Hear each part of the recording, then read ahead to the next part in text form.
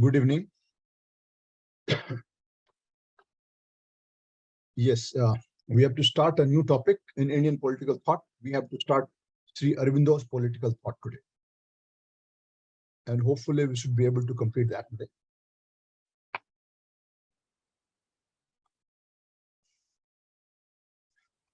Before I start, a question was asked yesterday about a difference between, in context of we are discussing about, B.R.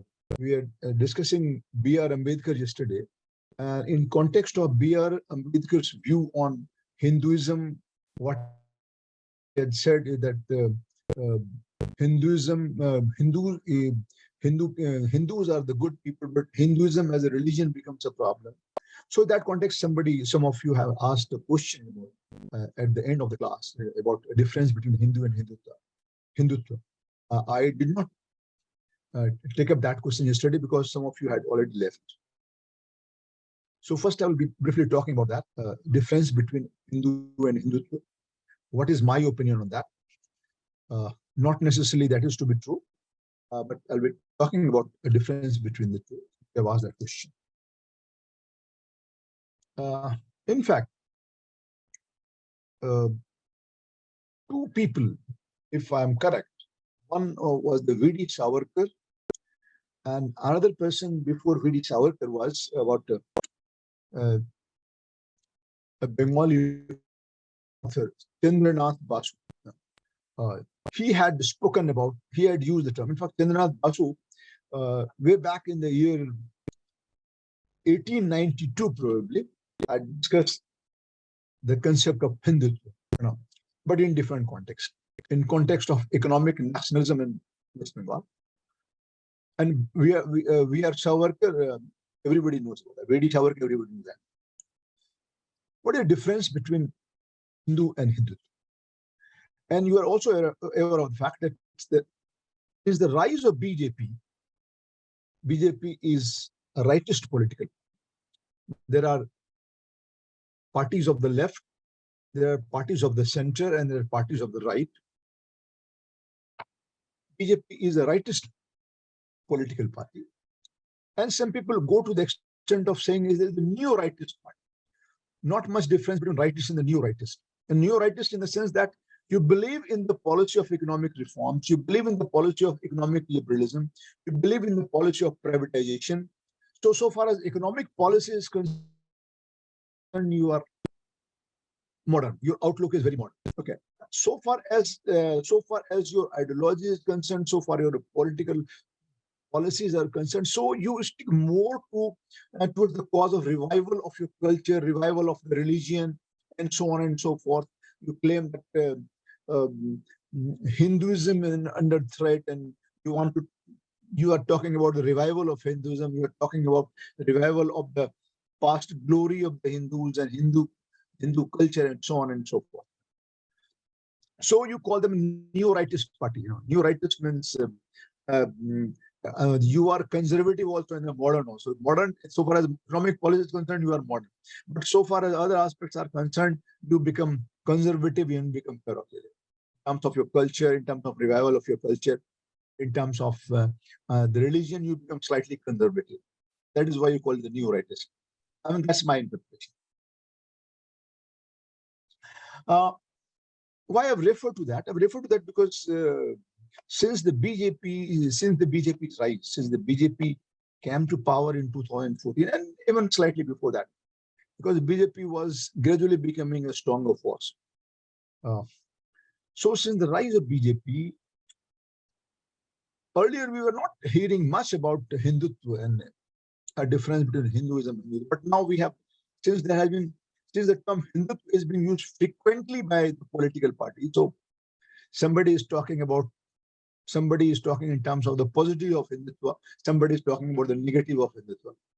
So, but since there is a lot of talk about Hindutva, but this has begun particularly after the BJP's rise.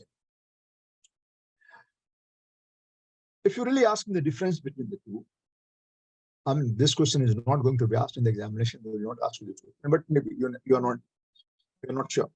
Hinduism is more closely identified with the religion. Right? And not only a religion, as a way of life also. Because Hinduism as a religion is very flexible. We are all aware of that. So when we talk about Hinduism, we talk about Hinduism as a religion, a very flexible religion. But when we talk about Hindutva, we talk in terms of political ideology. We talk in terms of political philosophy. So when religion gets converted into an ideology, or when religion gets converted in sort of political philosophy, not philosophy, political philosophy. So Hindutva is closely identified with a kind of political ideology. We are talking about the Hindu Rashtra. We're talking about the revival of Hinduism, so on and so forth. So Hindutva is referred more in terms of political ideology. Hinduism is referred more in terms of a religion, and that was a flexible religion.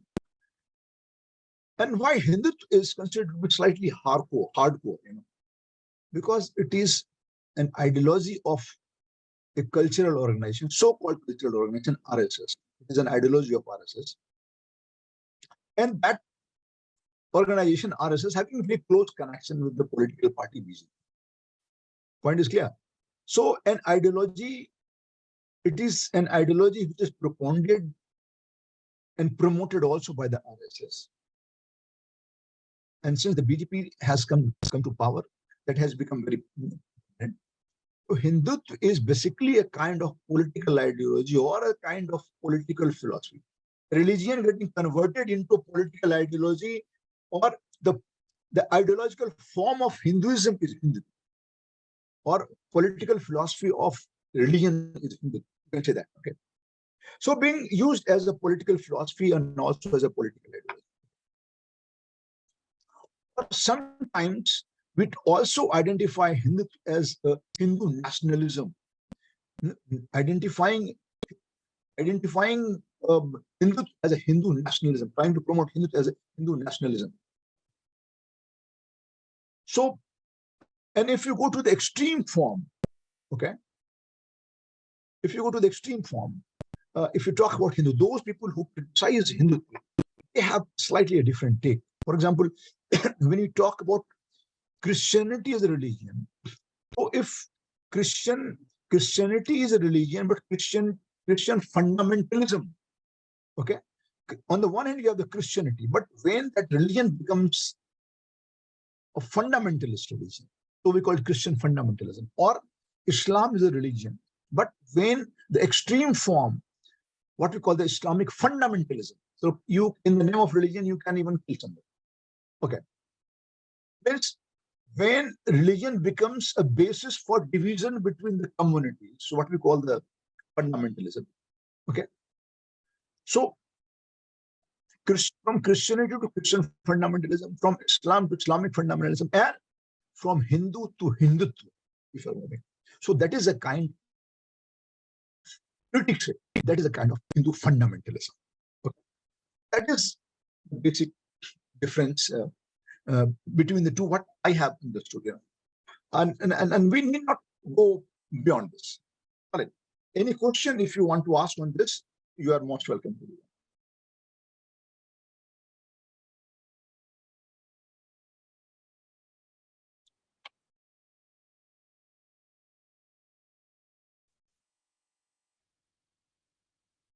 I don't know whether the person who asked the question, I don't remember whether he's present in the class or not. I don't know. Are you there? Who asked the question?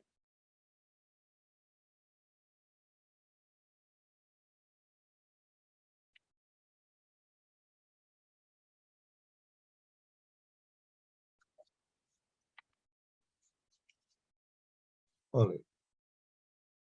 Now you have asked another question linked with that.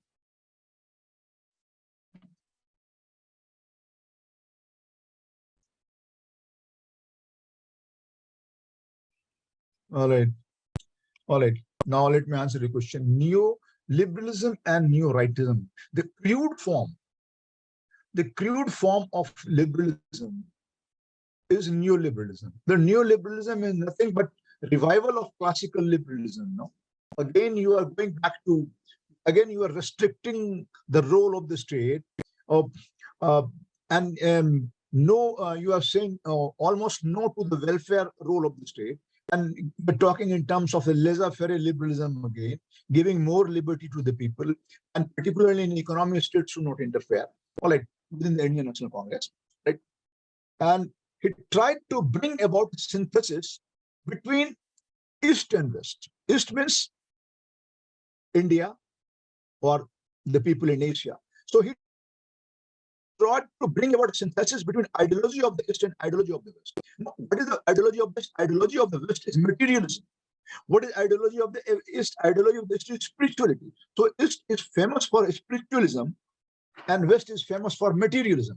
So he was the one who tried to bring about a synthesis between ideology of the East and ideology of the West. Okay, so he tried to bring about synthesis between spiritualism and materialism.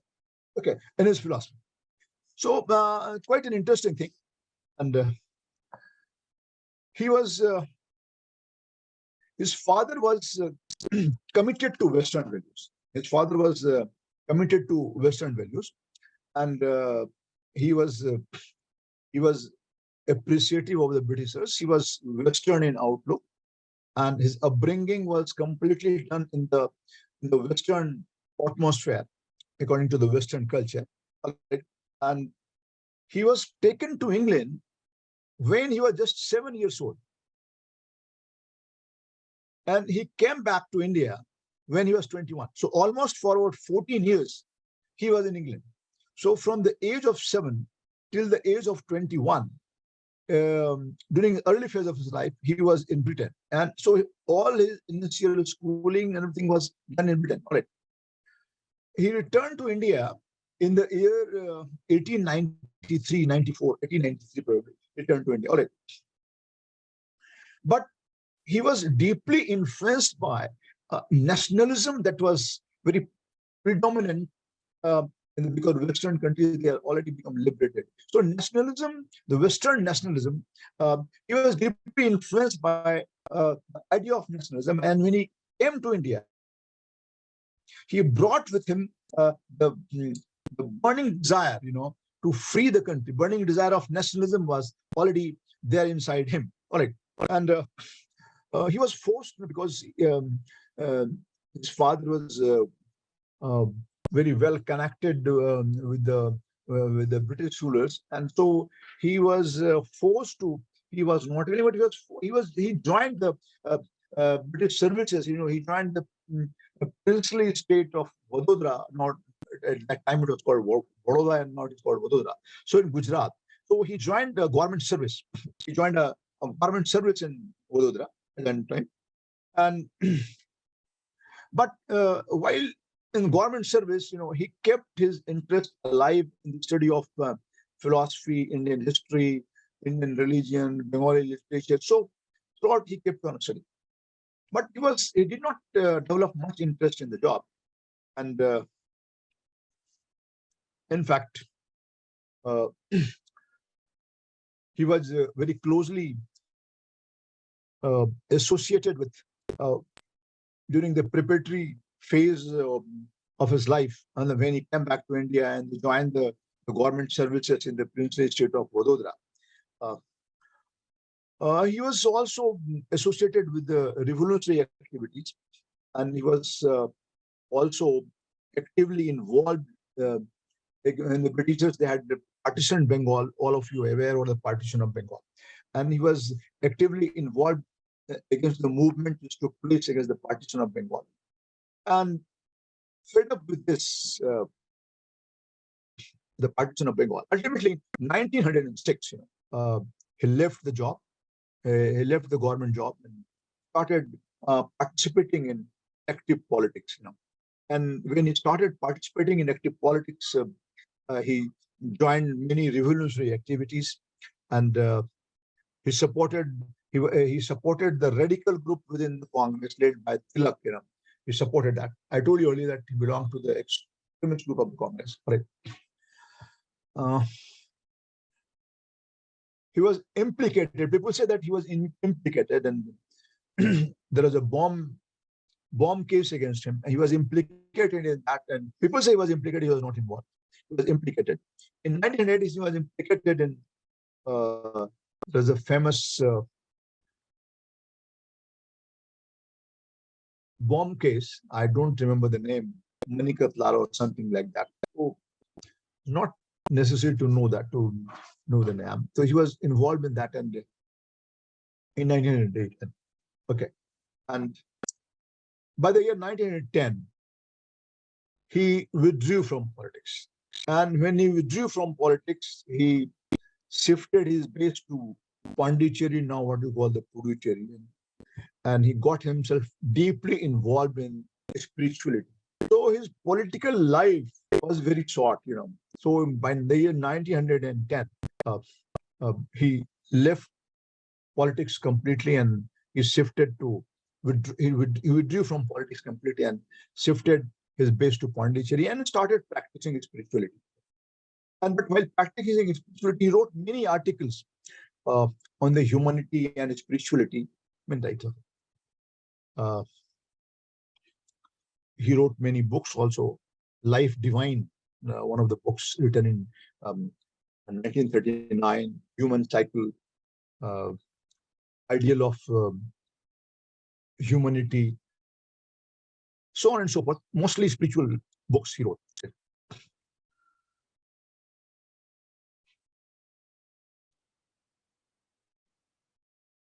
So what we'll be doing, I've just given a background about that. What we'll be doing is,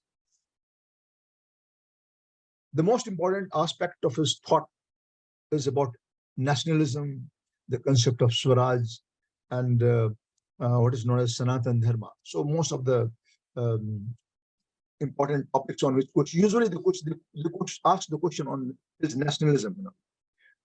His nationalism is humanism. So his concept of human unity, and so on and so forth. So question on his spiritual philosophy are usually asked. How did he brought about synthesis between nationalism and spirituality? That aspect is very interesting, and usually they ask questions on that. But to understand him fully, it is essential to know his political views as well. So I'll start with what was his views on the Indian National Congress. I've told you earlier that he was highly critical of he was critical of the moderates, and he was in favor of he was favored of the radical leaders, the extremist leaders. So he was very critical of the Congress regarding the aim of particularly the early moderates, regarding the aim of the Congress and the objectives, because the Congress initially did not have a very clear-cut goal of national freedom. So he was very critical of that. He wanted that the Congress should ask for the complete freedom, but the Congress initially did not ask for the complete freedom. So he did not like the Congress because Congress was not having a clear-cut goal. So for that, he was critical of Congress. And he said that the Congress party was leading the national movement is wasting its time on minor issues pertaining to administrative reforms, and those reforms they're asking, they are not adequate enough. Okay, and that too, most of the demand they asked was not met. Okay, so he said the demand of the Congress party is, he used a term for this, it's shamelessly modest. So modest. The demand of the Congress party is shamelessly modest. So he was basically critical of this organization, and it is not representing the masses. His opinion on the Congress was that Congress is a middle-class organization, and it's not representing the masses. Interested in liberation, but it's mainly interested in enjoying the political power. That is what that is on prayers and petitions, sending petitions to petitions. Those things are not going to be of any help. Okay. He said that the Congress leaders are timid, they are fearful, and they are fearful of displeasing the British rulers. So that was his opinion on the Congress. Now let me tell you something briefly about what was his opinion on the nature of the British rule.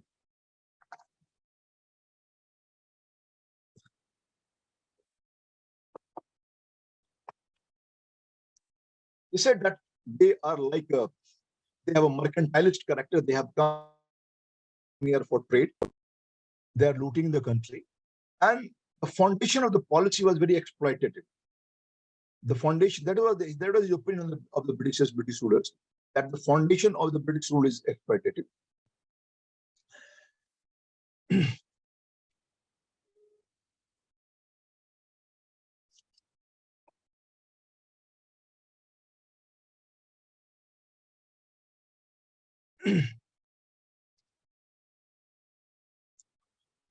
And he was not only critical of the British rulers, he was also because this is the Britishers' policy. Uh, Britishers' policy lacked, did not provide any kind of freedom to the people. People did not even have social freedom, and it was not even prepared to bring about the social reforms which was needed most at that point of time.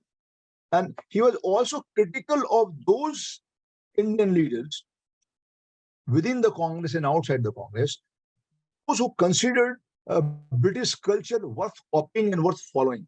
So he was not only critical of the British rulers, he was also critical of those Indian leaders within the Congress and outside who considered British culture worth copying and worth following. Okay, and he said that the British system is not worth following, and British political system particularly is not suitable for India. And so basically, he was very critical of the British rulers and the behavior of the British rulers. Right? That British rule is not a blessing in disguise.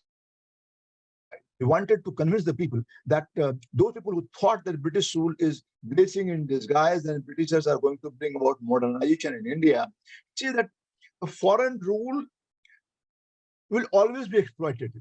About the Britishers, he said the foreign rule will always be exploitative, and if you go on repeating that British rule is a blessing in disguise, or you believe in the concept of white men's burden, that they have come here to modernize and to reform India. See, this is going to weaken the moral of the Indians. You say if you perpetuate such kind of thought among the people. I mean, she said about the Congress leaders who were perpetuating this kind of thought, that Britishers are here to bring about modernization, to bring about westernization in India. All right. And it is that if you go on perpetuating such kind of ideas, you are basically weakening the moral of the people. Okay.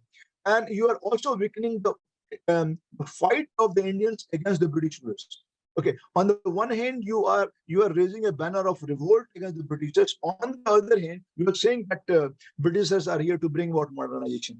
Okay, or Britishers are here to bring about Western culture in India, or India would become modern with the influence of the Britishers. So, if you are going to do that, so you are basically weakening the Indian national movement, and you are also weakening the moral of the people who are fighting for India's independence. Okay.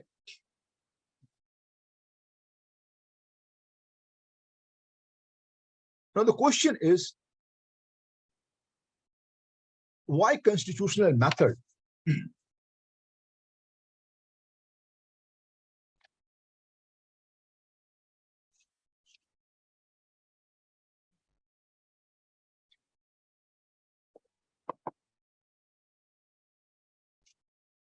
He gave a reason. He gave two reasons. When asked a question that why the constitutional method is not going to work for Indians, because the Indian National Congress leaders, the moderates, the early moderates, they believed in the method of constitutionalism.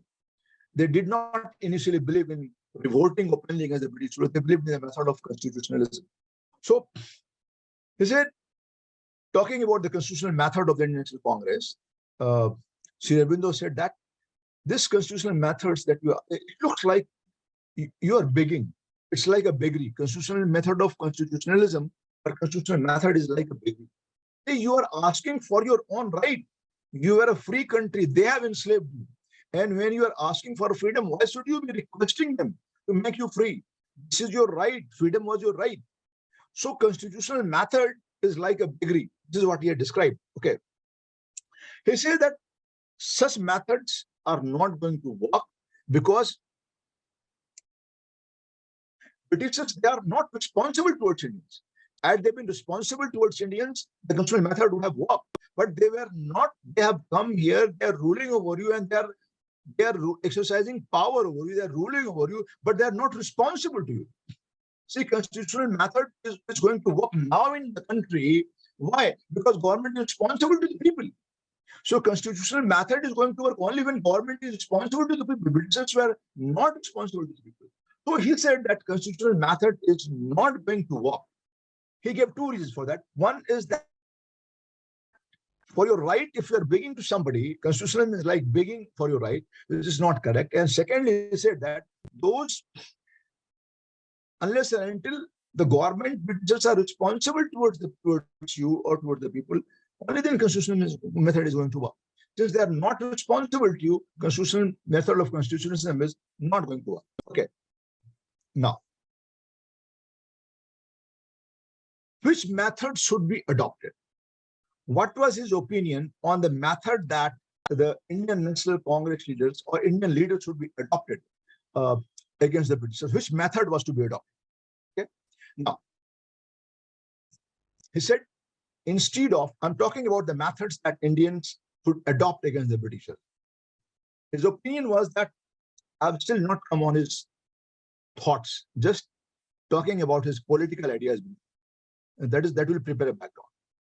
So which method should be adopted on this? He said is that instead of prayers and petitions, what we require is a method of resistance and revolution.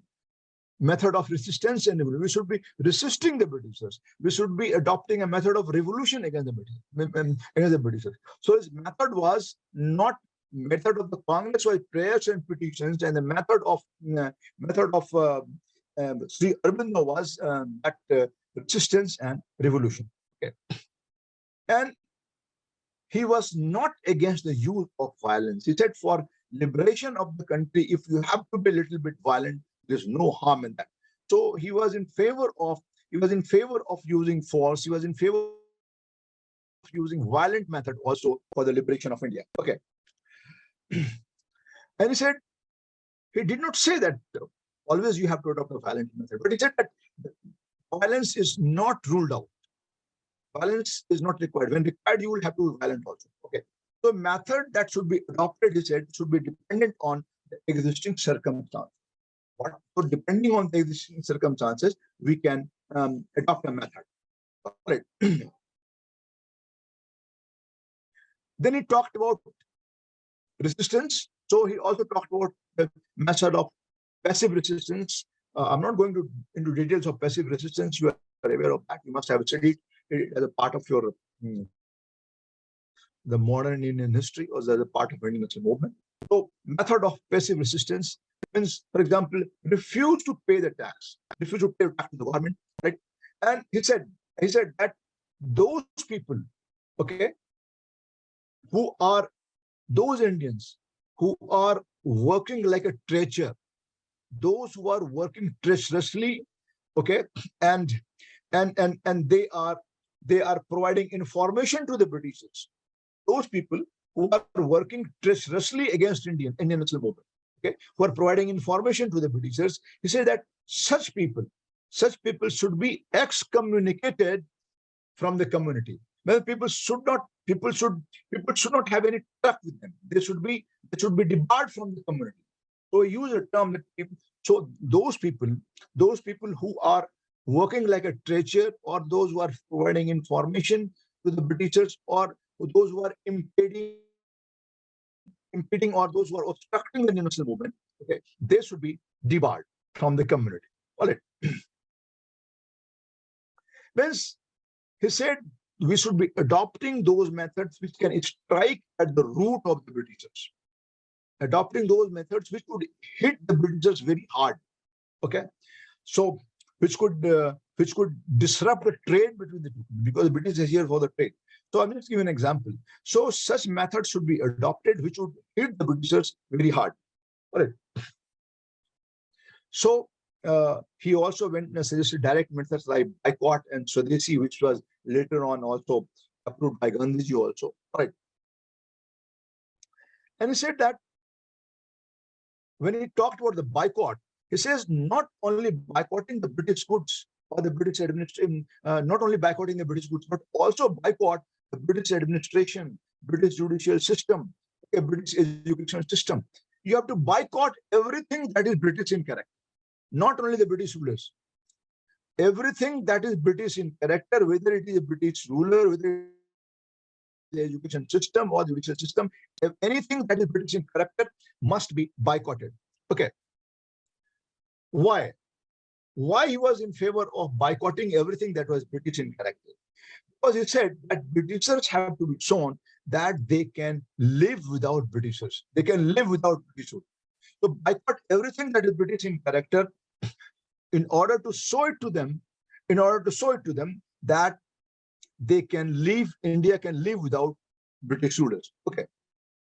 Means India can live without British rulers, and Indians are capable of managing their own affairs. Okay. Why he was against the British system of education? He was against the British system of education because he said that British system of education is such which is producing the loyalists, those people who come out of the British system of education, they become loyal to the British government.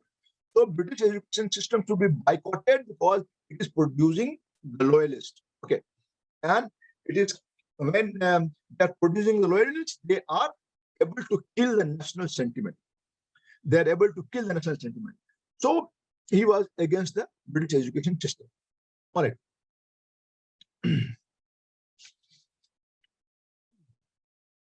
Now, we are coming to the mainstream thought of Sri Aurobindo. The first aspect that we'll take up is his theory of nationalism.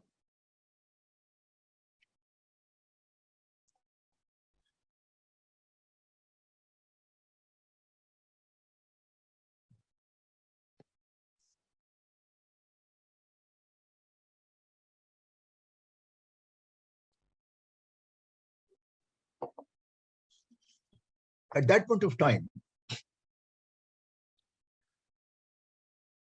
people doubted whether India was a nation or not.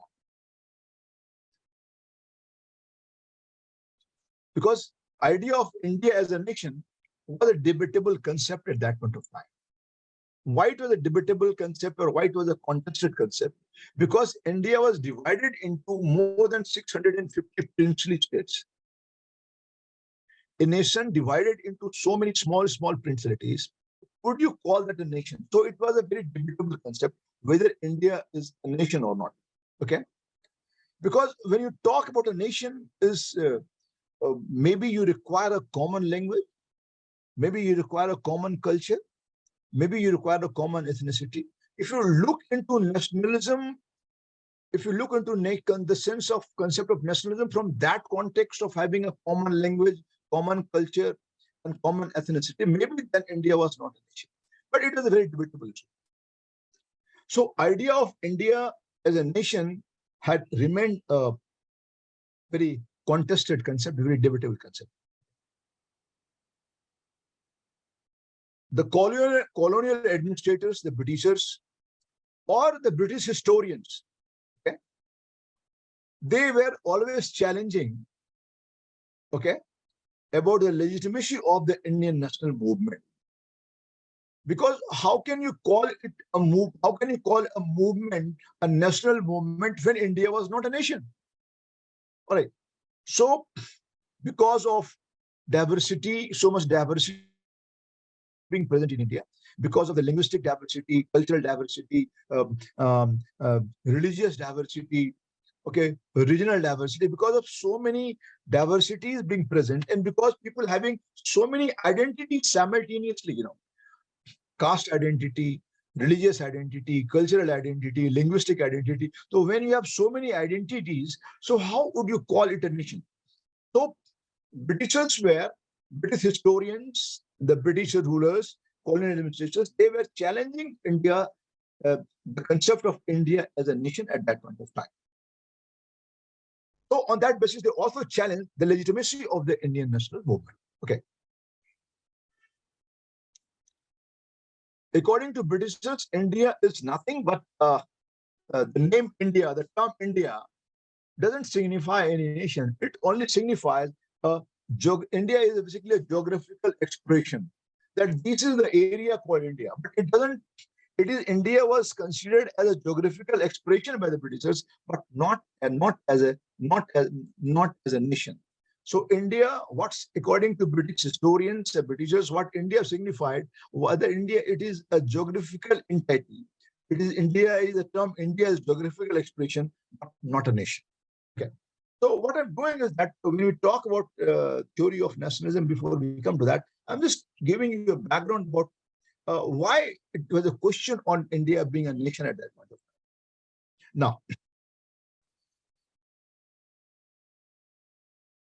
and of course, the response of the early nationalists, we are all aware, to the British challenge was very, very timid, very, very mild. So when the Britishers challenged that India is not a nation, okay, India is merely a geographical term. The term India is merely a geographical term, and India is not a nation. So the Congress party, the nationalists, early nationalists, the moderates should have challenged that concept. But the challenge to that concept was very, very mild. They did not react. Okay. And they accepted that India is not a nation, but a nation in the making. S.N. Banerjee, Surendranath Banerjee, one of the Congress leaders, he accepted, and that was his statement, that India is not a nation, but nation in the making. So what I'm trying to tell you is that, so how would you have a theory of nationalism? How would you have a sense of nationalism among the people?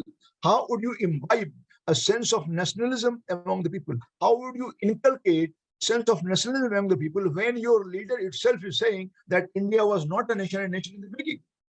That is precisely the point. And this is what was challenged by Sri Aurobindo. Okay. He said, this is the wrong belief of the moderates. What is the wrong belief of the moderates? Because moderates believe that under the influence of, moderate leaders believe that under the influence of the British rule, under the influence of modernization, India will virtually emerge as a nation. Okay. And Britishers will be the source of modernization. So, according to early moderate leaders, Britishers will be bringing about modernization in India, and this modernization will make India a nation. So India will emerge into a nation with the help of the Britishers when they bring about modernization. So this was the wrong belief of the moderate leaders, according to Sri Aurobindo. Right. But of course, we cannot criticize the moderate leaders completely. Okay, but we have to accept one point that we must accept the fact that because of the efforts of whatsoever, because of the efforts of the moderates, that growth of national consciousness grew in the country. Okay. So they accepted that India is not a nation, but a nation in the making. But they were wrong when they said that when the Britishers bring about modernization in India, that modernization will ultimately lead to India emerging as a nation. All right. But yes, of course, we need to give credit to the Congress, to the early moderate leaders, at least for bringing about consciousness, nationalist consciousness among the Indians. So we're talking about the theory of nationalism. I was trying to tell you in the background that why India was not a nation. And on this, what was the take of Sri Aurobindo? So I'll explain this by bringing about the connectivity between nationalism and national movement. We are continuing with Sri Aurobindo's thought on nationalism. But what is the connection between nationalism and national movement? Without nationalism, national movement is not possible. If you do not have a sense of nationalism, then how do you expect national movement to grow? That is what Sri Aurobindo wanted to let the people know. That you need to have a feeling of nationalism. First, you need to have a sense of nationalism. Only then national movement could grow. Only then national movement would be successful. Only then you can make national movement a mass movement. So to make national movement a mass movement, what was needed was a theory of nationalism, which was given by Sri Aurobindo. Okay. Aurobindo said that national movement requires a bold theory of nationalism. Without a theoretical foundation, without a theoretical foundation of nationalism, national movement cannot grow. So, national movement, he said, requires a strong theory of nationalism. Okay, because Sri Aurobindo was the one who could understand the pulse of the nation. He could understand the pulse of the nation, which other Congress leaders could not do. He could understand the pulse of the nation. And he said that youth, which would be playing a very important role in India's liberation, youth which is going to play a very significant role in India's liberation, they require a very stronger idea of a nation, around which youth could be revolved, around which youth could be assembled. Okay, so youth is, in his opinion, Indian youth at that point of time, young Indians who were ready to fight for the nation, okay, for the liberation of the country, he said they require a stronger idea of a nation. And it is only with a very strong idea of nation that the national movement can be made a mass movement. So what is the point? The point is, he said, you need a strong theoretical foundation of nationalism. And he said, without the idea of India as a nation, you cannot make the movement, national movement, a mass movement. So if you want to make national movement a mass movement, for that you need a strong theory of nationalism, around which youth could be mobilized. That was his point. Okay. And he said, moderate leaders, they failed to recognize the spirit of India as a nation. That was a very serious challenge. That was a very serious point. That the moderate leaders, they failed to recognize the spirit of India as a nation. So, in his opinion, there is a requirement of a very strong theoretical foundation of nationalism, ideology of nationalism, around which youth could be mobilized, because youth could play a very, very, very significant role in India's liberation. And he said it is wrong to believe that a sense of nationalism would emerge out of a Congress meeting. And he used the term pandal. Pandal is a place where you conduct a meeting. So he said it is wrong to believe that a sense of nationalism or the feeling of nationalism would come out of the Congress pandal or out of the Congress meeting. That is not possible. Okay?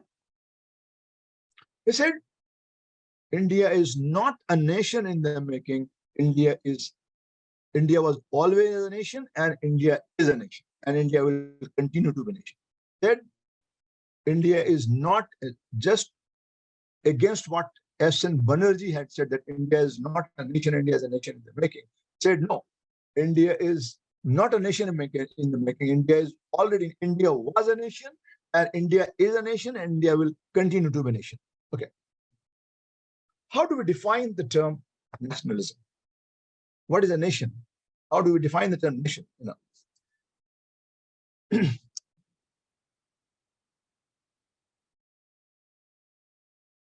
We're talking about the concept of nation. Sri Aurobindo first talked about what nation is not.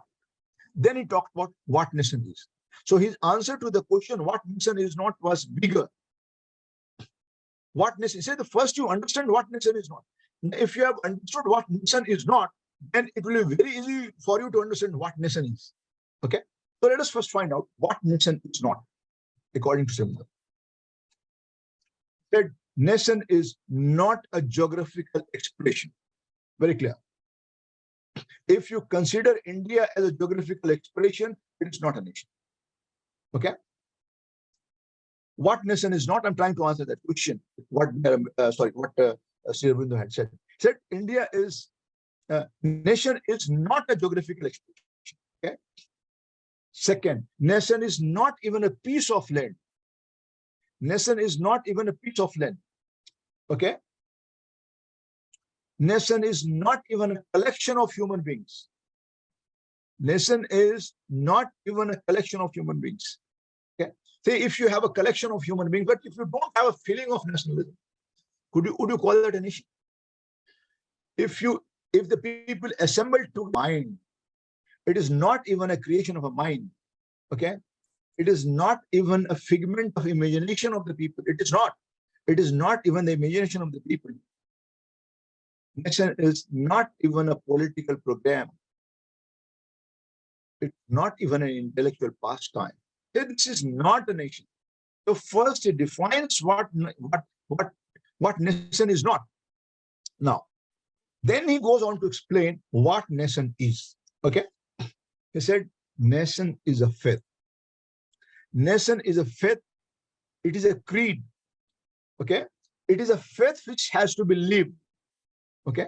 As religion is a faith, as God is a faith. Okay. As religion is a faith, as God is a faith. You have not seen the God. Have you seen the God? You have not seen the God, but still you trust the God because you have a faith in it. So he says, nation is a faith. It is a faith to be lived. Okay. Nation is religion. I've just not explained. Nation is a religion, and that has come from the God. It has come from the world of God. So nation is a faith which is to be lived. Nation is a religion which has come from the God. So say that unless and until you equate God with the nation, it is only when, see, the true feeling of nationalism would come, according to Sri Aurobindo, when you equate God with the nation. That what is nation? Nation is God. So when you equate nation with the God, the feeling of nationalism, the true feeling of nationalism, or a sense of sacrifice for the nation would come. Why? Because you consider nation to be God. Right? So nation is a religion that has come from God. What is a nation? Nation is a spirit. What is a nation? Nation is a divine. It is a religious sadhana. It is a divine, it is a religious sadhana. Means you are working constantly. See, the dedication which you have when you worship God, the faith that you have when you worship God, the similar kind of faith is required by the nation. So nation is divine. Nation is a religious sadhana. That is why, only when he says, since nation is divine, okay, he says, since nation is a divine, no one can suppress the spirit of a nation. That is why he tried to equate nation with divinity. Because when you equate nation with the divine, then nobody will. Can somebody suppress your religion? Can somebody suppress your connection with the God? Nobody can do that. So since nation is a divine, no one can suppress the spirit of a nation. And nationalism can never be suppressed. It will emerge on its own. Nationalism can never be suppressed. It will emerge on its own. Why? Because if you equate nation with religion, if you equate nation with divinity, it will never be suppressed, and no one can separate that. So that is why I told you in the beginning that he wanted a very strong foundation for nationalism. Because unless and until you have a strong foundation of nationalism, you cannot bring about the youth around that. He wanted to bring youth revolved around that feeling of nationalism. Okay. So he wanted to create an umbrella of a nation. All right. So he says that if nation is considered as a divine, no one can suppress the spirit of a nation, and nation can never be suppressed. It will emerge. Nationalism can never be separate, and it will emerge on its own. Okay. Means his theory of Indian nationalism, going into some more detail about that, he referred to is a theory of Indian nationalism is based on what is known as Sanatan Dharma. It is based on Sanatan Dharma. So a concept which was propounded by Swami Vivekananda. He also used a term, Neo-Vedantism. Neo-Vedantism, he propounded a concept. Neo-Vedantism is basically a kind of Sanatan Dharma. I'm not going into those details. I don't have a time for that. So basically, it is a concept propounded by Swami Vivekananda. Okay. So Vivekananda was a one, when we talk about Hinduism, he claimed himself to be a Hindu, and he was supporter. He believed in Hinduism, everything. But he was vehemently opposed to Brahmanism and the caste system. Okay, because Brahmanism was we have discussed about Brahmanism yesterday also. I hope you remember. While we're talking about BRM.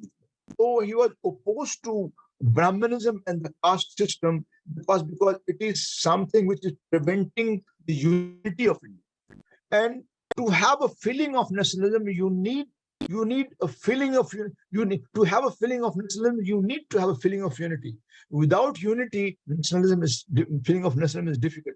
That is why he was opposed to Brahmanism. Vivekananda was opposed to Brahmanism because it divides the country, and that is the reason for lack of unity in the country.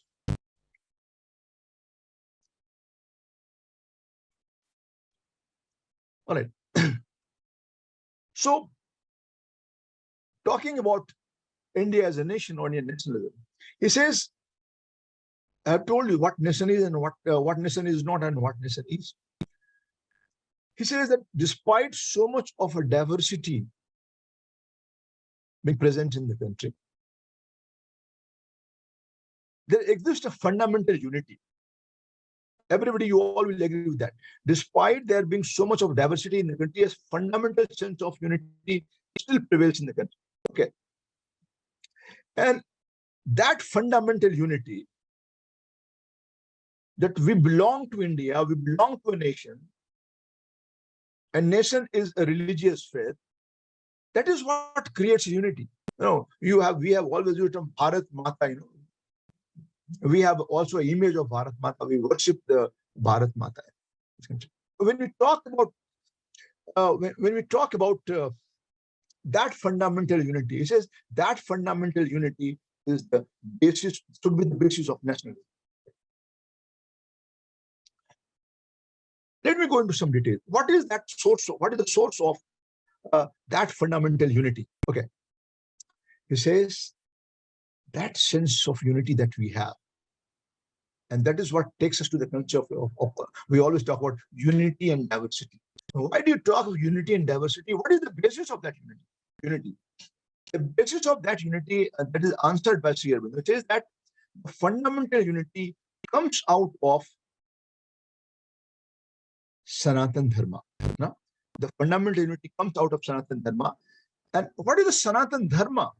Sanatan Dharma, the main tenets of Sanatan Dharma, is a dharma which we have been following over since time immemorial. That Sanatan Dharma that we are talking about is about the unity of mankind, not the unity of Indians.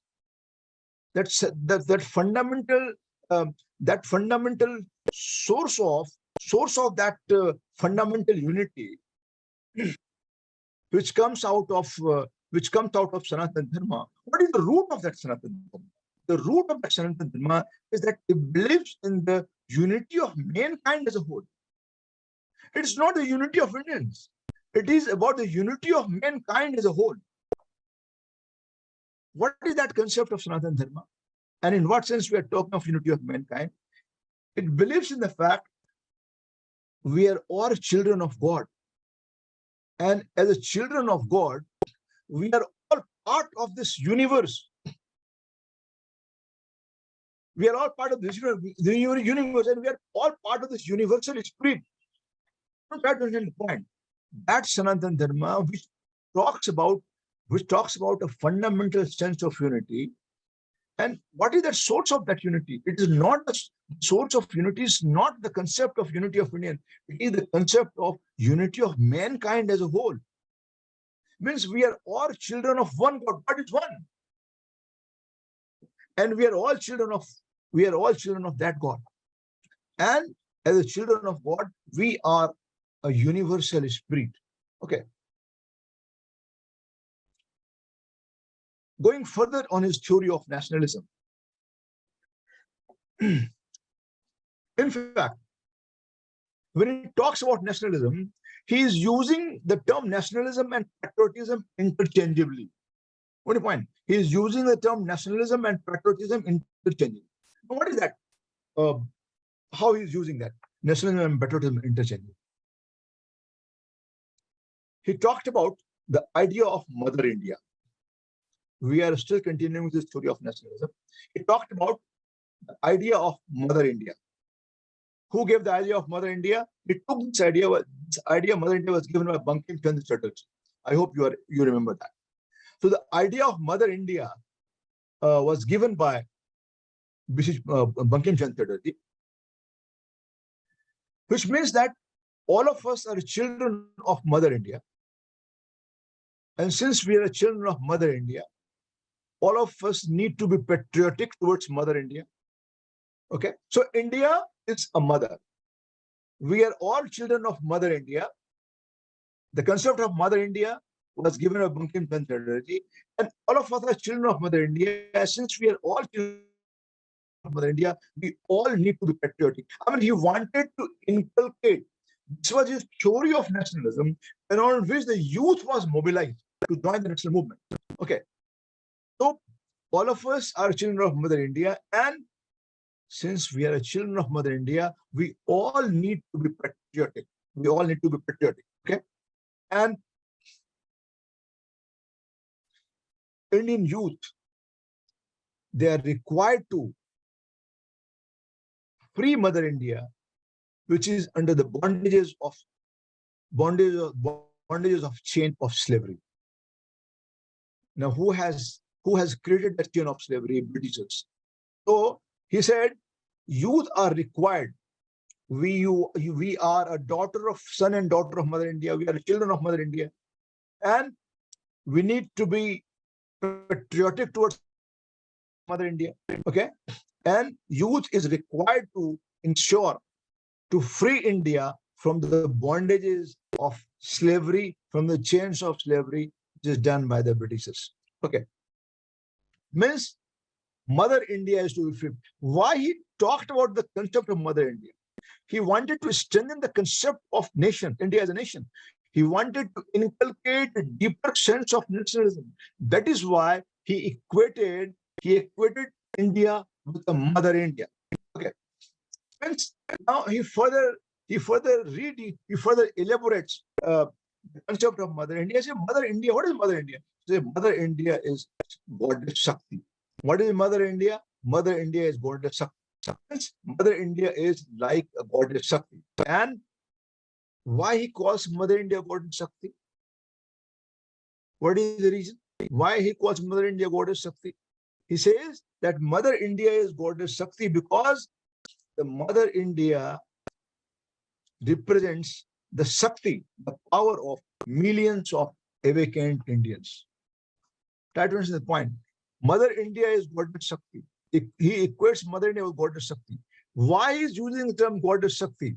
Because Mother India represents the strength of, represents the power of, represents the Shakti of millions and millions of Indians. So that is why he's equating India with Mother India, or he's equating India with the Goddess Shakti. All right.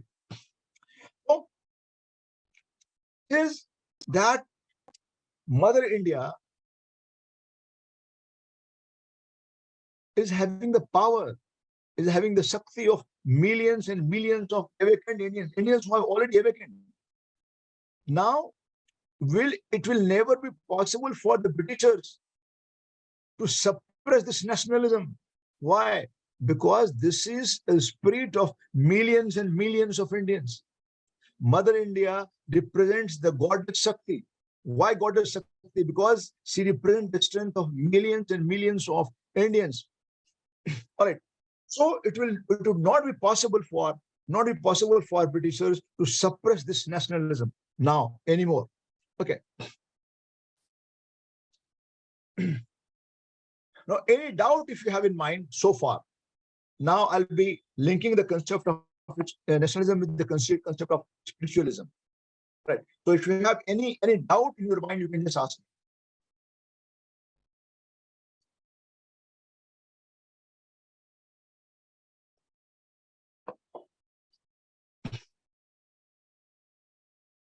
All right.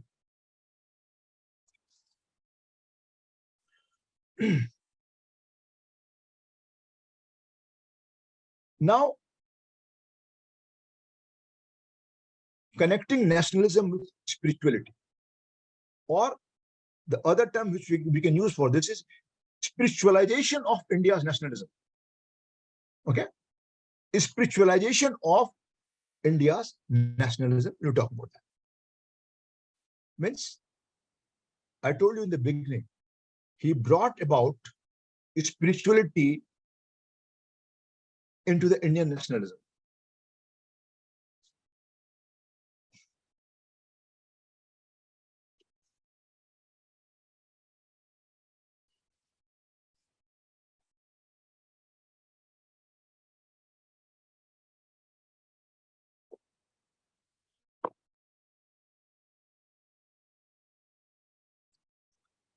Sri Aurobindo had spiritualized the concept of nationalism. He says Indian nationalism is a divine mission. Now follow each and every sentence very, very minutely. You will have to find the connection between each and every sentence. Okay? There is a connecting link, and then only you will be able to understand. Indian nationalism is a divine mission. Okay?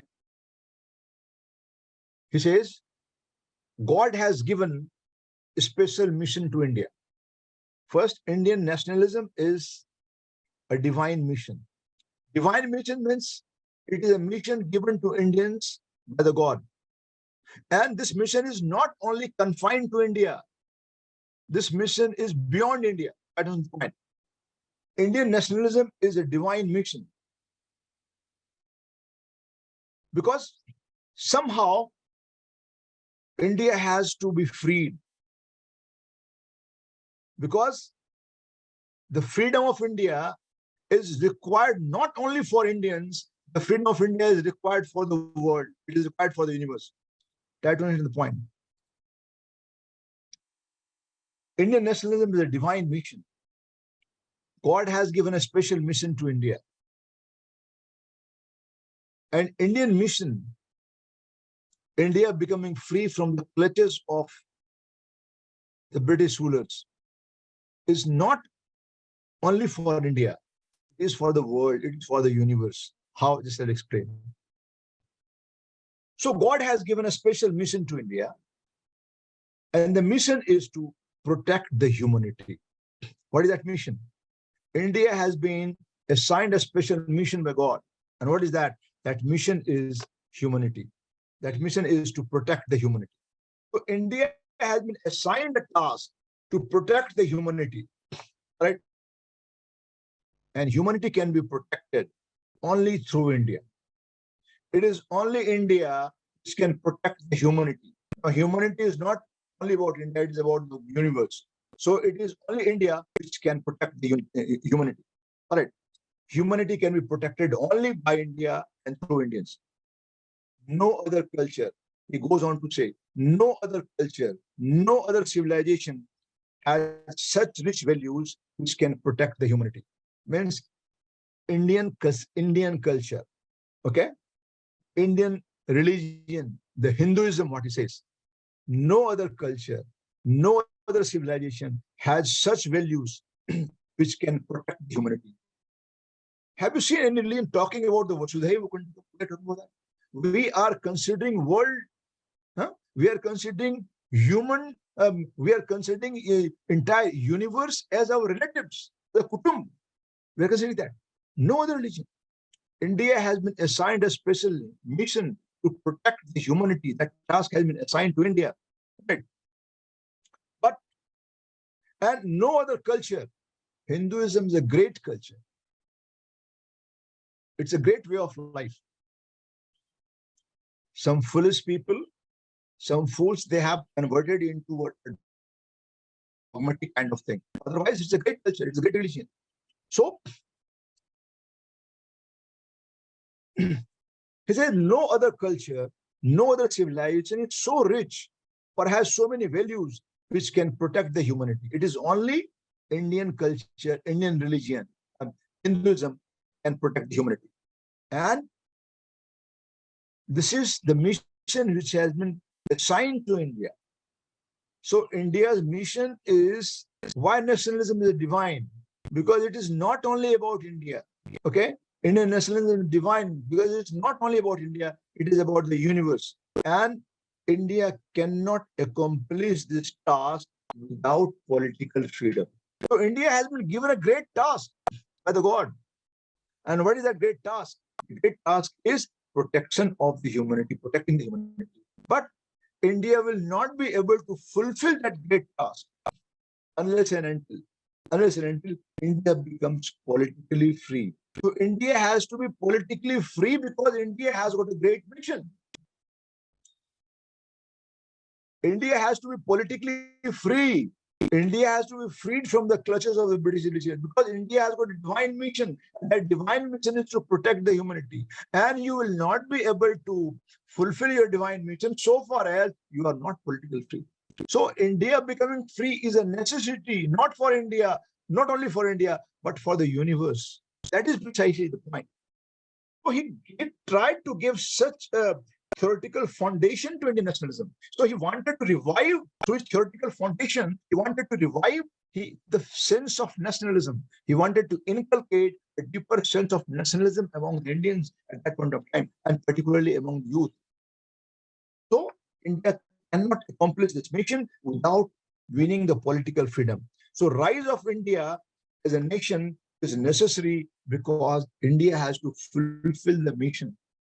India has to fulfill that mission. So rise of India is necessary.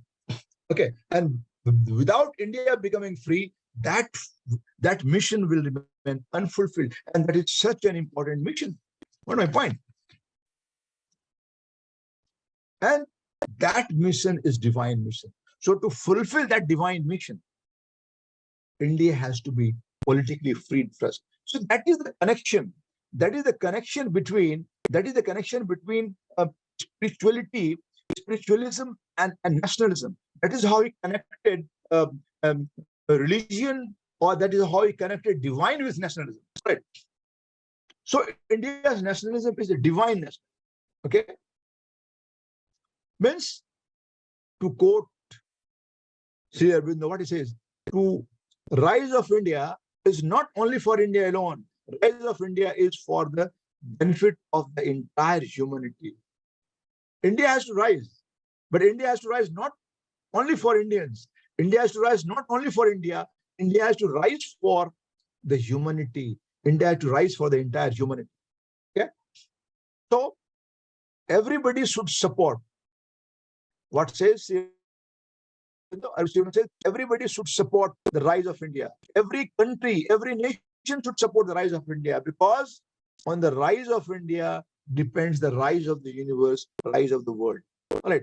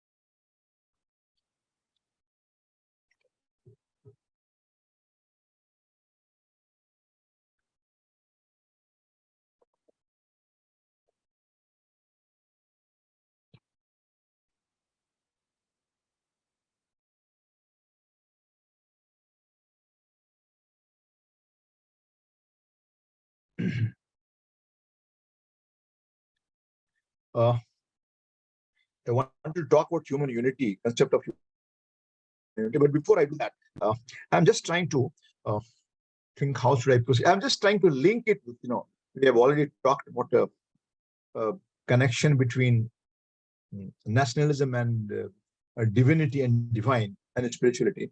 Now let me connect with this. Let me tell you in some more detail about uh, uh,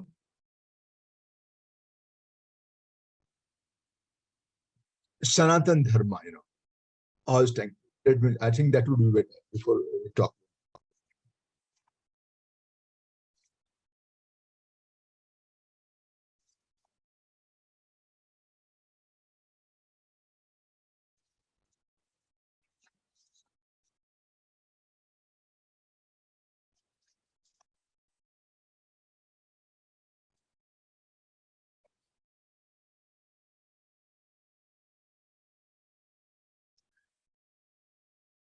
First, let me sum up before I uh, take up Sanatan Dharma's concept.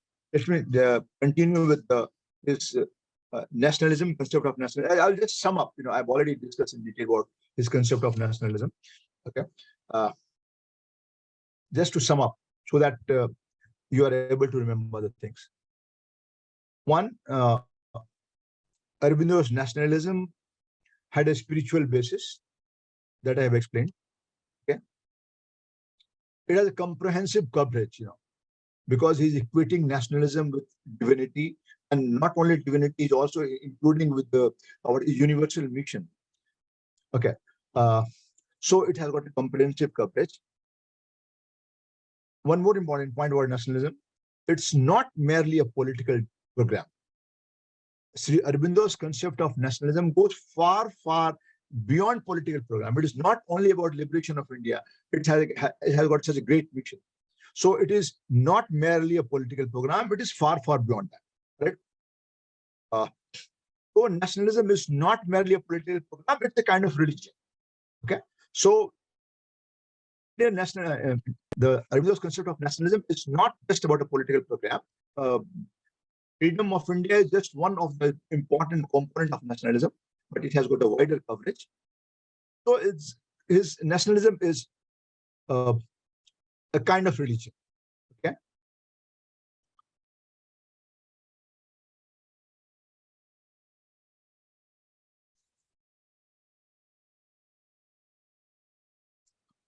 One more important point, which I have already explained. I'm just summing up.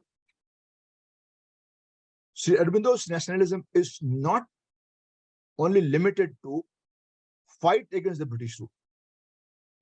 Sri Aurobindo's nationalism is not only limited to fight against the British rule, rather it involved spiritual emancipation, because India is needed. India got a spiritual mission of unity of mankind.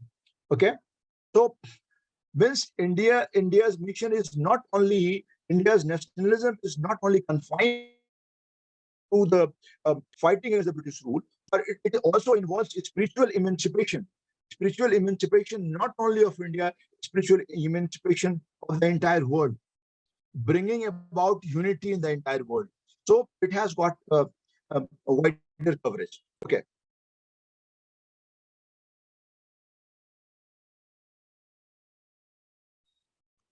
It's a kind of nationalism.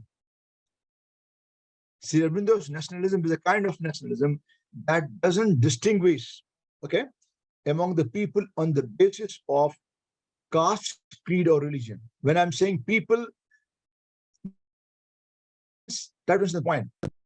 Sri Aurobindo's concept of nationalism doesn't make any distinction among the people on the basis of caste, creed, or religion. No, it has got a wider coverage, and its concept of, he's equating his concept, he's linking concept of nationalism with the concept of human unity, which I will take up within a while from now.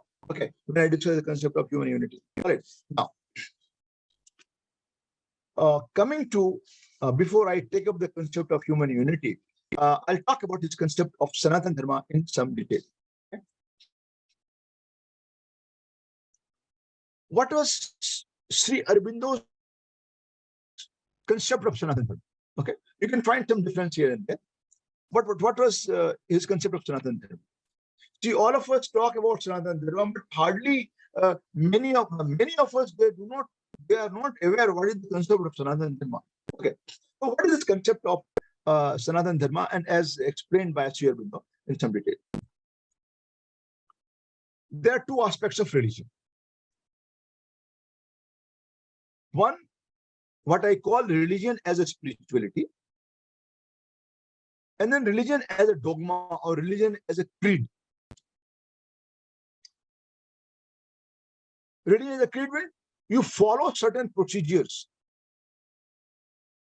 You believe in do's and don'ts. This is what to be done. The women should not go to this temple. Men should not go to this temple wearing this, wearing jeans, so on and so forth. So dogmatic. So there are two kinds of religions. One is religion as a spirituality. There cannot be any bigger religion than the humanity. The biggest religion is humanity. Okay? So when your mission is to serve the nation, right? Sorry, when your mission is to serve the humanity, okay? You are traveling, you find somebody having met with an accident or somebody having in crutches, you have no connection with the person. You have no connection with the person, but you help him out or you help her out. Now, why do you do that? When you do that, the two things are there. In fact, one thing is there. That is your sense feeling of humanity. You consider everybody to be a part of you. That is the concept of humanity. When you consider everybody to be a part and parcel of you.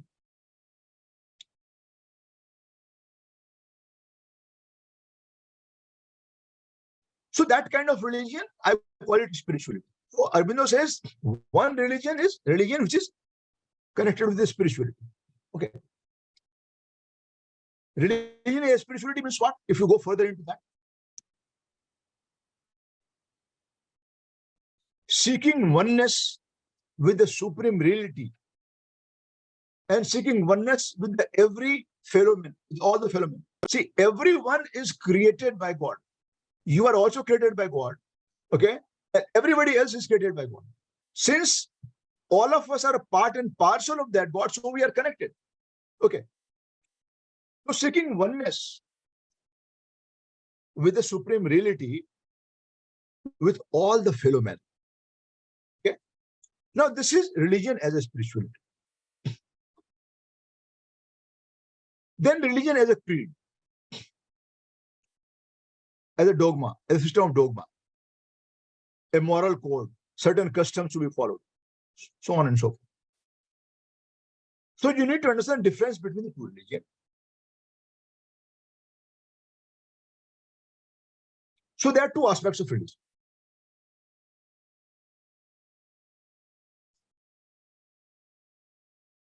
While referring to Sanatana Dharma,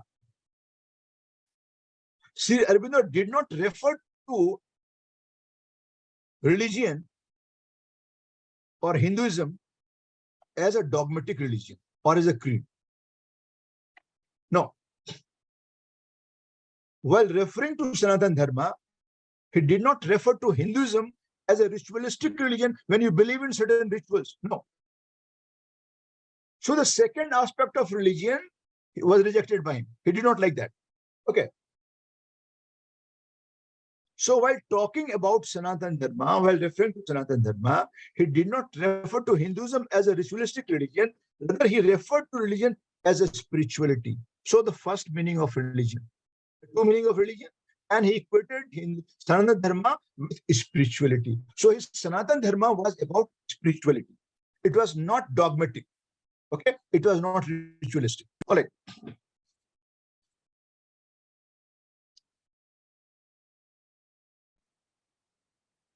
Talking about Sanatana Dharma, part of Hinduism as a religion, he says Hinduism is an eternal religion. Why? What is the meaning of eternal? Why he calls Hindu religion as eternal religion? Eternal means universal. Why Hinduism eternal religion? Because it is a universal religion. Why it is universal religion? Because it absorbs and embraces all others. That was the point. Hinduism as a religion embraces everything, embraces all other religion. This is the only one religion that can triumph over the materialism. This is the only religion in the world which can triumph over, which can win over the materialism, because it has the absorbing capacity. Okay.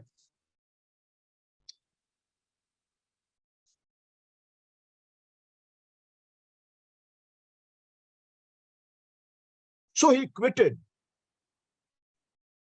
Now you have understood this concept of Sanatan Dharma. Now he is equating his Sanatan Dharma with nationalism.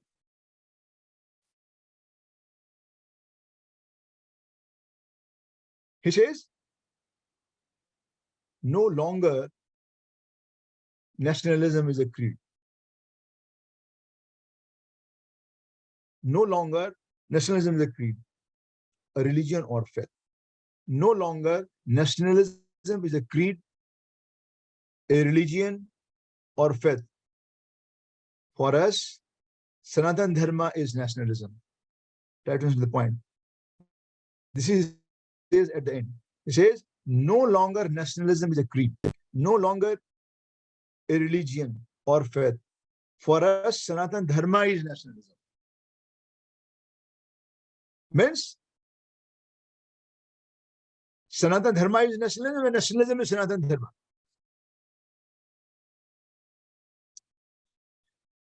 The Hindu nation was born with Sanatan Dharma. The stage of connection between Sanatan Dharma and nationalism is that nationalism is Sanatan Dharma and Sanatan Dharma is nationalism. So if Sanatan Dharma declines, and what is Sanatan Dharma? Sanatan Dharma is spirituality. I have just now explained. That is why I say if Sanatan Dharma declines, nationalism also declines. Okay?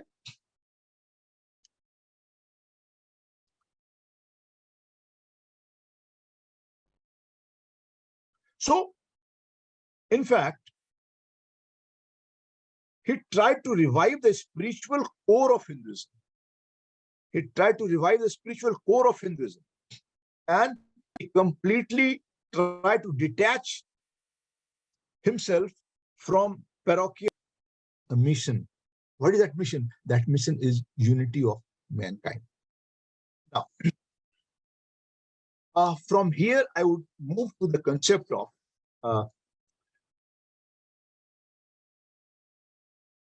human unity.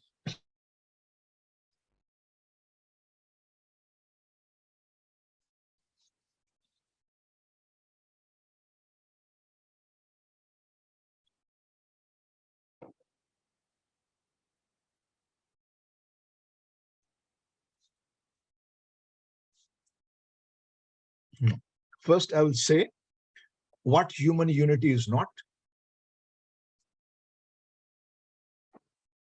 Because when I say what humanity is not, what is human unity will all be clear.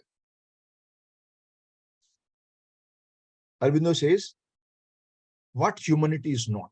Try to understand that. It is not a mechanical unity established under the iron law of the state. That the state has an iron law that everybody should be living within this territory. That kind of unity. So it is not a mechanical unity established under the iron law of the state.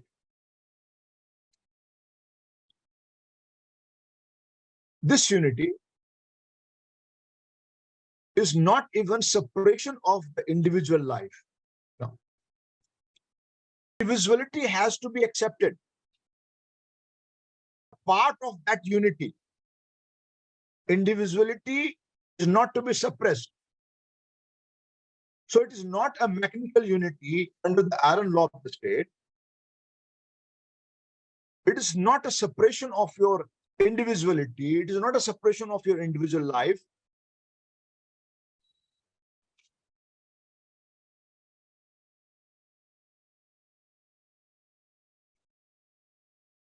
So for the sake of unity, you don't have to sacrifice, you don't have to suppress your individuality for the sake of unity. No. You will continue to have your individuality. Your individuality will be very safe in this kind of human unity. Okay. Now, I've explained.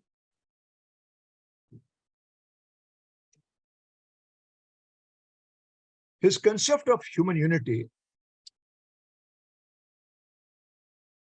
is based on a cosmopolitan thought.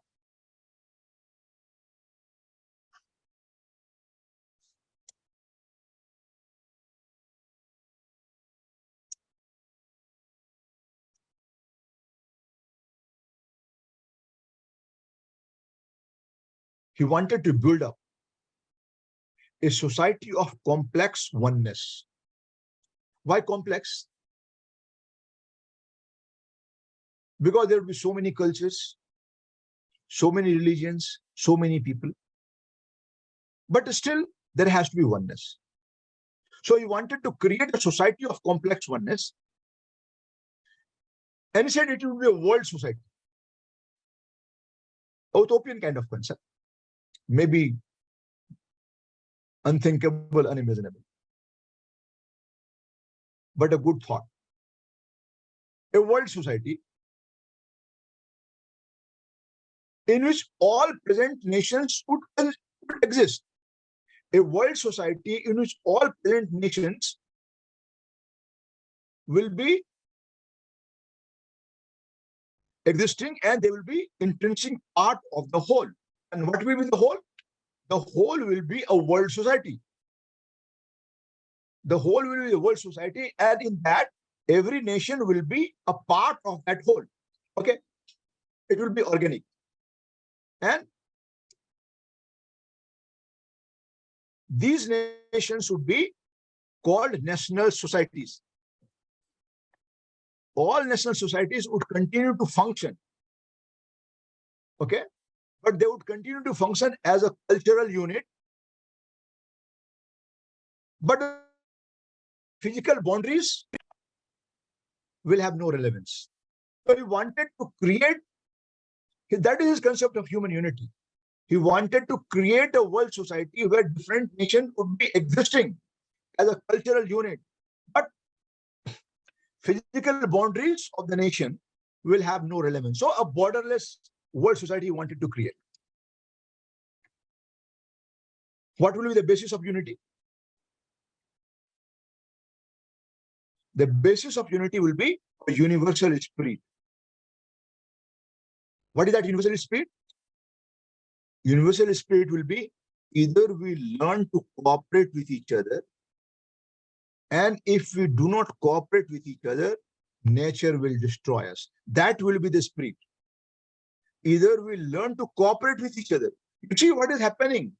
What is happening in Ukraine? What is happening in the war between Russia and Ukraine? You know what is happening there? Huh? A time when Ukraine was a part of Soviet Union. And now how are they fighting with each other? So the basis of unity will be universal spirit. They either will learn to cooperate with each other. And if you do not learn to cooperate with each other, will be destroyed by the nature.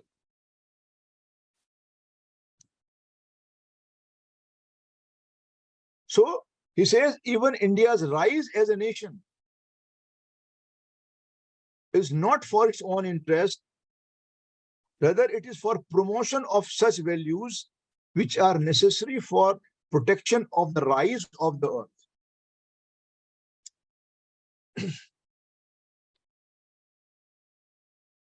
So that is his concept of, what he says is the universal concept of human unity. Okay.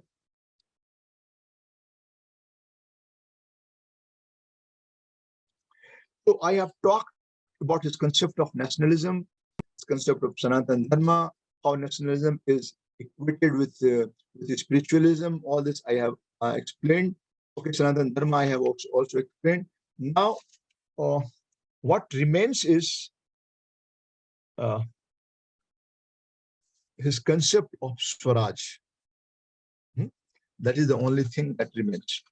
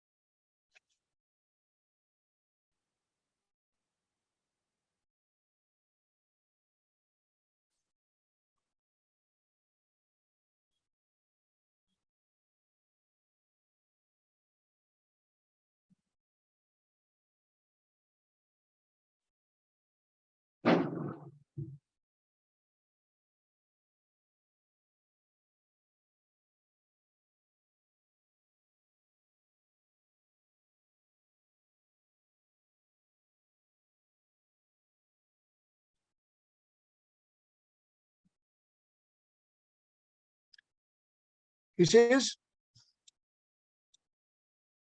once the feeling of nationalism is inculcated in the mind of the people, he says, craving for freedom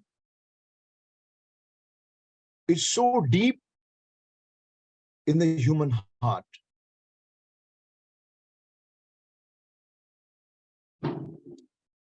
that any argument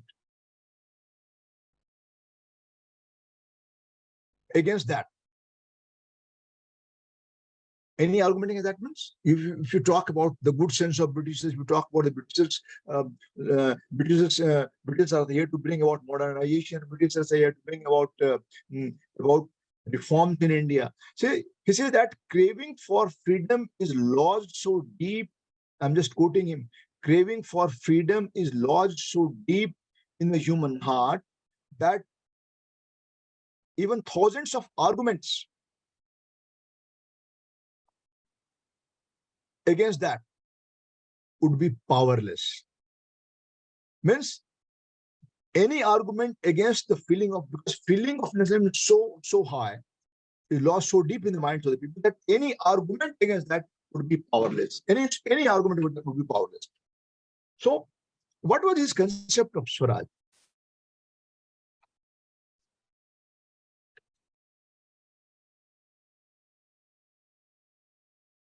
His concept of Swaraj was not merely confined to, as I have told you earlier, not merely confined to the independence of the nation.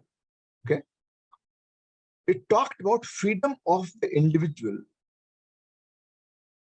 It talked about the freedom at the individual level. His concept of Swaraj did not only mean freedom of the nation, did not only mean freedom of India, did not only mean political freedom, but his concept of the Swaraj meant freedom at the individual level. Okay. And he said this freedom should not be against the wider interest of the society as a whole. What is the meaning of this?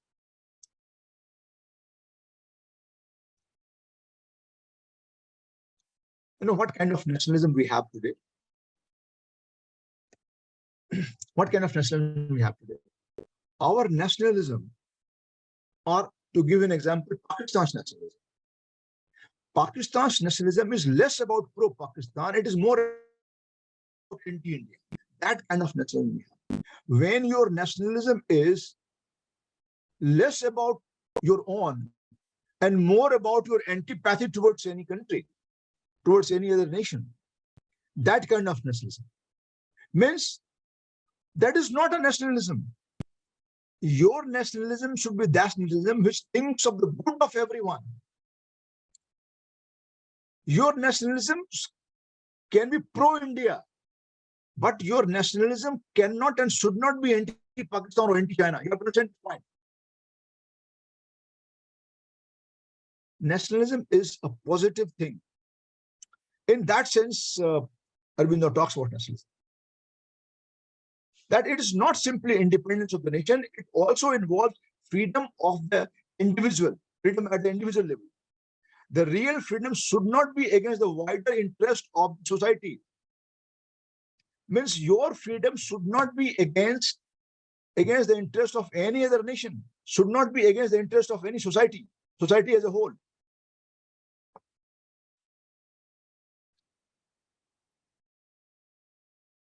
Means his concept of Swaraj or his concept of freedom means a liberty. That liberty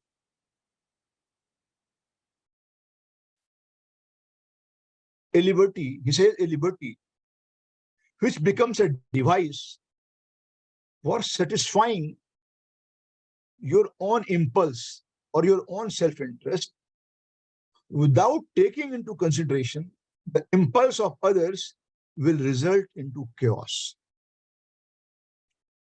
Go back to what I have said few seconds back. That your freedom should not be against the wider interests of the society as a whole, of the nation, but freedom of the people at the individual level. Then it says is that any freedom, any liberty that becomes a device for satisfying your own selfish pulse or pulse of yourself without taking into consideration the impulse of others, without taking into consideration the impulse of others, is going to result into chaos. That will not be a freedom in true sense of the term.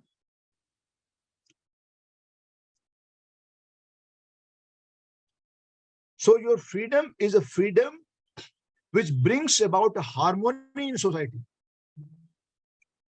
Harmony between three things. That freedom between individual, nation, and humanity. That freedom. Means he talked about freedom in a positive sense. Any feeling of nationalism, any feeling of freedom, which takes care of your own self-interest and doesn't take into consideration the impulse of others,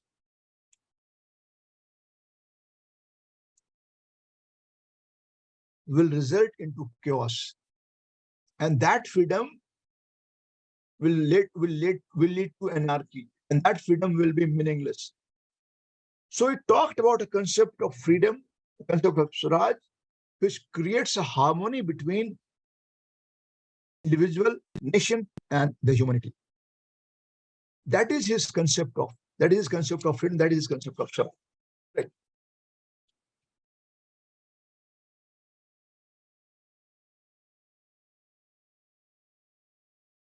One more dimension of freedom that you talked about.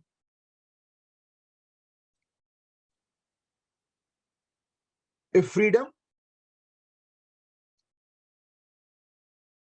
a Swaraj, a freedom that helps you in understanding the reality. Means a freedom that is able to remove your ignorance. A freedom that is able to remove your parochialism. If you are bound by anything parochial, if you are bound by anything dogmatic, you are not free. So freedom consists in understanding the reality. It means freedom from ignorance.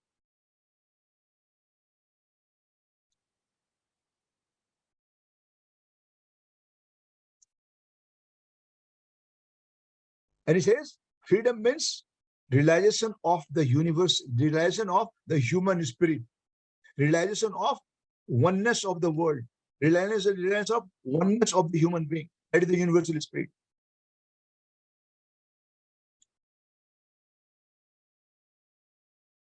And real freedom is when you understand the oneness of the world, when you understand the oneness of the oneness of the world and oneness of the human beings, oneness of the individual. This means you have been able to understand the God.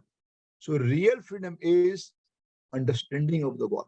So his concept of this concept of Swaraj or freedom also has got a spiritual connotation. It is not only freedom of the nation.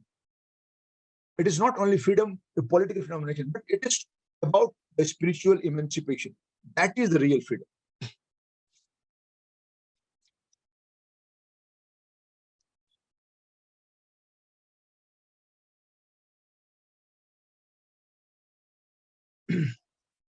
Before at the end, I take the relevance of Arbindo's ideas. If you have any questions in mind, you can ask me. If I've got any confusion, any questions you can have.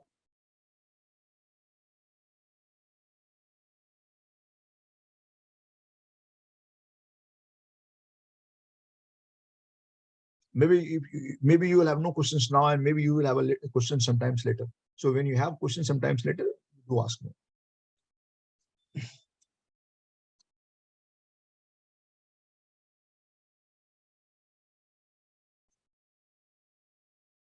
So he has given a new meaning of everything.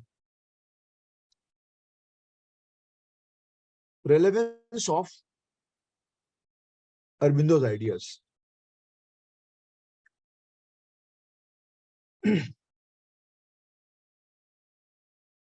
So long as there is division in the world, so long as there is a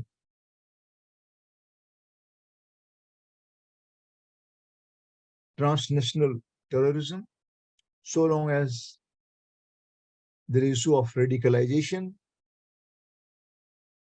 so long as there is issue of war between man and man, between country and country,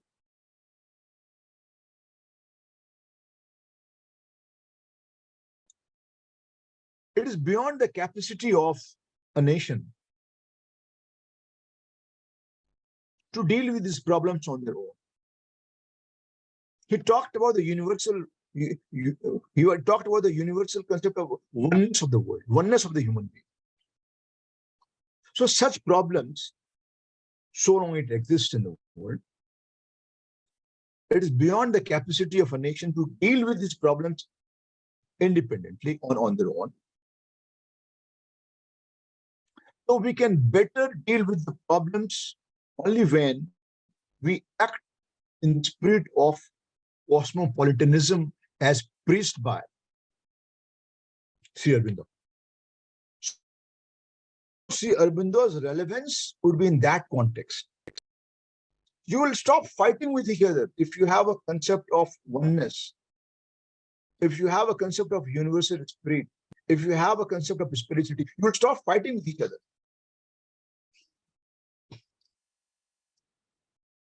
So these problems that I've talked about is beyond the capacity of a nation to resolve all these issues. But we can better deal with these problems, nation can better deal with these problems only when we are united in a spirit of cosmopolitanism. So that would be the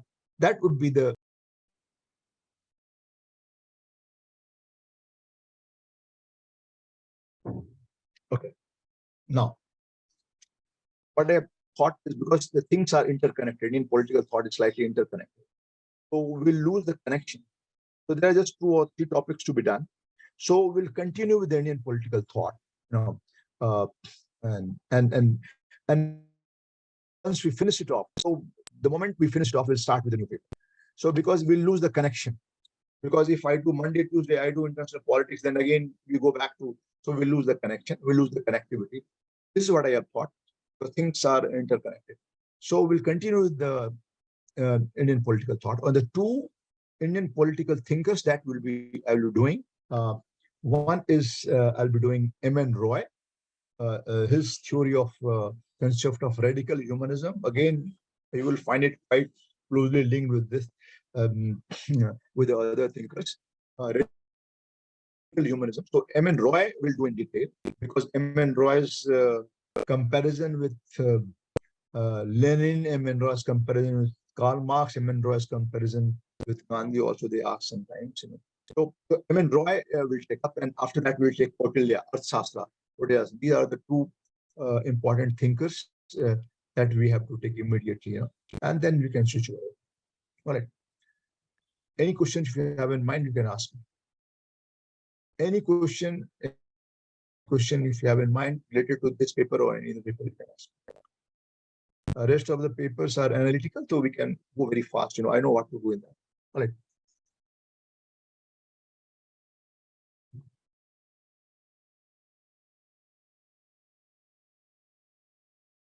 All right. All right. See you on Monday. Tomorrow and day after will be off. So see you on Monday. God bless all of you. See you on Monday. Thank you. Thank you, everyone. God bless all of you.